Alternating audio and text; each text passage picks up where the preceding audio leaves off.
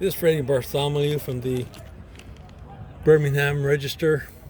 We're interviewing Coach Reggie McGregor from the Birmingham High School here in Birmingham, Alabama. We're very proud to coach him, interview him.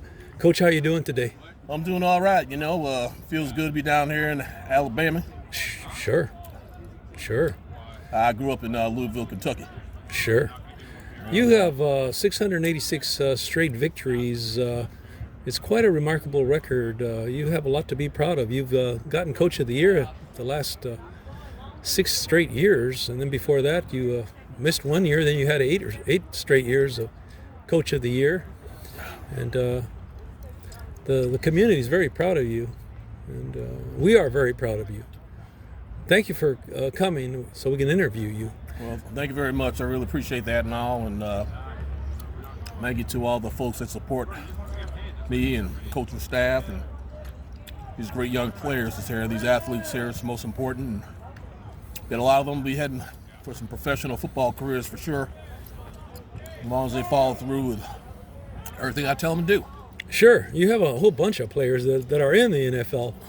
I could name a whole bunch that are just great athletes, and one of the things you're well known for is discipline, diligence, getting your players up at 3 a.m. to do the steps here at the Birmingham Stadium. You got them doing wind sprints, and you've only had, I think in the last 30 years, you've only had like 6 deaths from overexhaustion, but we're not going to talk about that today. You are a tough disciplinarian, and do you want to? Well, the whole thing is here.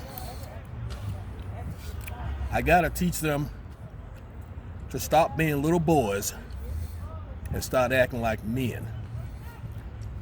See, I got no time for little sissy girls on my football team. I want men. Well said, Coach. Well said. There's a little controversy about bounties that some of your players of the week there's a controversy. There's a rumor that you have a bounty where you pay your players for breaking legs, breaking arms, and is that true? Listen, I'm a coach and I'm a businessman. You understand? Coach and I'm a businessman. Those allegations are false. I can't believe time after time, year after year, season after season, these false accusations keep on coming my way. There's a rumor that you pay a bounty to hit the quarterbacks in the back, have your some of your best hitters on the team.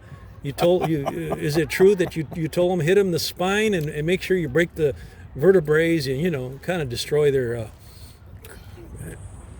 Listen, football is a nasty sport. Okay? It sure is. The whole object of the game is to make the other player feel pain. That's it. Now, what my players happen to do, it's not my fault. They happen to have a record here of what appears to be a trend that's been set, and they're hurting all these other players. That's not my fault. Quarterbacks getting taken out. We got barbecue broke legs, fish fried necks, and it has nothing. That's not my fault. I would just say you get some really strong, aggressive, defensive, and offensive players on my team. Well said, Coach. Special teams too. Well said, Coach. There's a rumor also that every time you have a Player of the Year, you hire a nice lady from Las Vegas. I say nice lady, but you have them flown over here and to treat the Player of the Week with unusual, great pleasures that the team is known to be paying $5,000 a night for. Is that any truth to that rumor that each player of the week gets a night with all the nice ladies of the night from Las Vegas, and that's what motivates the players? Oh, there you go again. See, I can't understand. Just because Billy Winfrall had gotten caught with a hooker in his room does not mean necessarily that I'm the one supplying them with these hookers and whores. Yeah, well said, Coach. Also, I mean, these guys got hormones, you know what I mean? of course, All that testosterone running around, of course, you know, they want to experience something in life, and they're going to experience it. I mean, of course, Coach. whether I help them or someone else helps them. Bottom line is, they're going to get themselves some poontang. That's what they want. Now, the other rumor is that if your players are hitting some of these white boys from up north, they're coming in here, and the white boys are getting hit like really hard. Sometimes you got 3 guys hitting one white boy, and you got a bigger bounty on the white boys to break their legs, break their back, their arms, bust them in the head. That can't be true. Well, this is just how rumors get started. See what I'm saying? Just because young white folks, these young white boys, are getting hit what appears to be extra hard, and they got snapped knees, messed up vertebrae, busted up collarbones, groin injuries, smashed up, feet, broken fingers, or barbecue broke legs. That does not mean that I'm a dirty coach. That does not mean that I'm making my players single these young white folks out. In fact, some of my best friends are white, so I don't understand what they're talking about. That's true, Coach. I heard you have a friendship with President Trump, where you guys are on the phone once every few months and having little chit chats and stuff like that. And so I think that proves that you are a pretty equal opportunity coach, where you do have some white friends. As a matter of fact, all your team is black. All your coaching staff is black, but you do talk to whites once in a while. As a matter of fact, the ranch that you have here, 24,500 acres over here in Birmingham, is the biggest ranch in the United States. It is a heck of a big ranch, sir. How can you afford it? I earned it. Okay? I earned it. See this? Football. Coach. I earned it. Beautiful. I got the biggest ranch because I'm the biggest coach. I'm the greatest coach. I'm the best coach. I'm the most winningest coach. And I'm the coach that makes sure his players are harder than a Mack truck. Well said, Coach. Well said. And as I understand, when you were 16, you played for the New York Jets. You were on the line. You were an offensive lineman. And then your career ended. According to rumor, you had a fist fight with Joe Namath after that victory. According to rumor, is that you're the one that guaranteed the victory, and then Joe Namath got mad at you because he put his finger up number one, and you guys won, and you had a fist fight, and then he kicked you from behind and destroyed one of your testicles. That's not what happened. What happened was they acted like they were friends of mine. We all went out, had a drink. I passed out. Someone put something in my drink. I woke up with a busted testicle. That's what happened. Yes, sir. But that's all right. You see how he's walking around nowadays? He don't look too good, does he? It's true, and they say that he had a beautiful nose before he had the fight with you. Now his nose looks like an Italian stallion or something. By the way, that left testicle that was excised was put into the ESPN Sports Museum, and every Heisman Trophy winner lifts that testicle and kisses it. And as I understand it, the New York Patriots They should. He kissed it 6 times, and he won 6 Super Bowls. So it's encased in a steel. The magic nut, brother. The magic nut. Yeah, yeah. It's also in the New York Museum of Fine Arts. They lend it out every year there too. Hold on a second. Somebody Gatorade me. Gatorade me. The heck is going on here? There you Doing go, an Coach. interview. There you go, is getting thirsty. Coach. Thank you. There you Thank go, Thank Coach. you. Now, getting back to your positive ways of motivating your players, there's also a news report that you paid Guillaume I'm all done with this. Oh, great, Coach. is there a rumor that you paid that sculptor Giancarlo Francisco Facebook, Instagram, Twitter, Lola? You paid him 1.2 million to do these 4 sculptures in the back of your yard. One is John Wooden, the other one is Benito Mussolini, another one is Hitler, and another one is recently was Donald Trump. And then you have your players have dinner at this restaurant that you own, and then you have them kiss the ass of all these statues the day before the game. Why do you have them kiss their asses? First of all, sir, let me clarify these things right here for you right now. And I'm telling you right now here, America, I'm looking you dead in the eye. And I'm telling you, these allegations are all false. It's not true. I don't have my players or anybody, not their parents, kissing statues on those wonderful acreages of land in my backyard. I got them kissing my ass. You understand? They kiss my ass. They kiss my feet.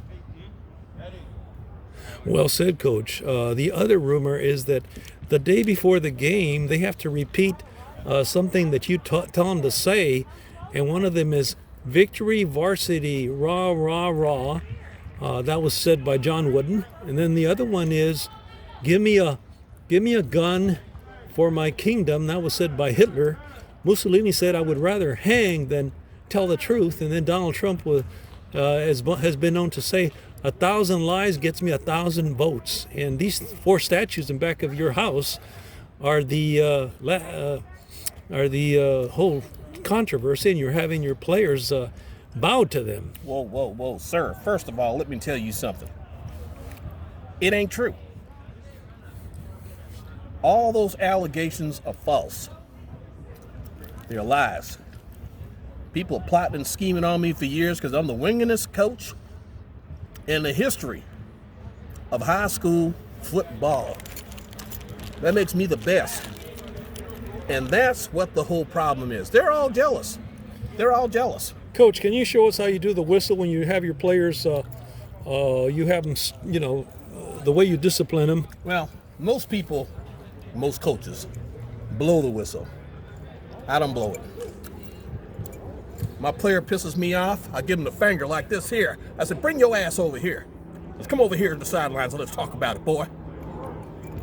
And I smack him upside the forehead with my whistle. That's what I do. You understand? I'm only kidding, folks. I love the kids. Kids are real nice kids. They good kids. Well said, Coach. I blow the whistle. I really do. Well said, Coach. By the way, that helmet, was that a gift for, it looks like it's diamonds. Was that a gift from the NFL or a gift from somebody special? Can we see it for a second?